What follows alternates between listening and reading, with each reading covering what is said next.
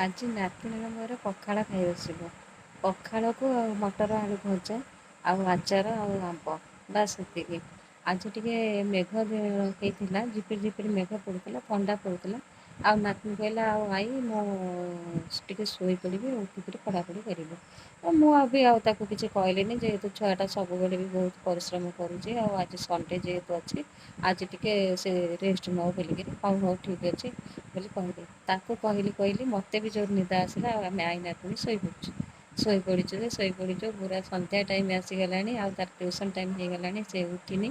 ତାକୁ ଉଠେଇଦେଲି ଆଉ ସେ ନିଦ କଳରେ ଉଠିକିରି ମୁହଁ ଫୁହଁ ଧୋଇ ଦେଇକିରି ଟିକେ ପଢ଼ି ବସିଲା ବେଳକୁ ତା ସାଙ୍ଗ ପଳେଇ ଆସିଲା ଟ୍ୟୁସନ୍ ଯିବା ପାଇଁ। ଆଜି ଏତେ ଜୋରେ ମାନେ ଖିଆପିଆ ହେଇଛି ନା ଆଉ କଣ କହିବୁ। ଖାଇସାରିକିରି ନିଦ ତାକୁ ମାଡ଼ୁଛି ମୋତେ ବି ନିଦ ମାଡ଼ୁଛି ମୁଁ ଖାଲି ବାଧ୍ୟ ହେଇକି ଆସିକି ଦୋକାନ ଘରେ ବସିଛି। ଆଉ ସିଏ ବି ଢୋଳେଇ ଢୋଳେଇକି ସନ୍ଧ୍ୟାଟା ଦେଇଦେଇ ଢୋଳେଇ ସ୍କୁଲକୁ ଟ୍ୟୁସନକୁ ଯାଉଛି। ଆଉ ଖାଲି ମୋତେ ମୋ ମୁହଁକୁ ଚାହୁଁଛି ତ ହସୁଛି। ଆଉ ପାଗଳ ଭଳିଆ ଖାଲି କଣ କହିଯାଉଛି ଆଈ ତୁ ମୋତେ ଆଜି ଏତେ ଖାଇବାକୁ ଦେଇଥିଲୁ କହିକିରି ଖାଲି ଏଇଟା ତ ଯାଉଛି ଆଉ ଟିକେ ପରେ ଟିକେ ଯାଉଛି ଆଉ ସିଆଡ଼ୁ ଆସୁଛି ତ ଢୋ ଢୋ ହେଇକିରି ହସୁଛି ଆଉ ପାଗଳ ଭଳିଆ କଥା ହେଇକିରି ମୋତେ ବି ଡିଷ୍ଟର୍ବ କରୁଛି କଣ କହିବି। ଯାହା ବିି ହଉ ଏଇଆ ତ କରିଦେଇଛି ଆଉ କଣ କରିବି ଖାଉ ଖାଉ ତ ଖାଇ ଦେଇଛୁ ଆଉ କଣ କରିବି କହିଲେ ଟିକେ।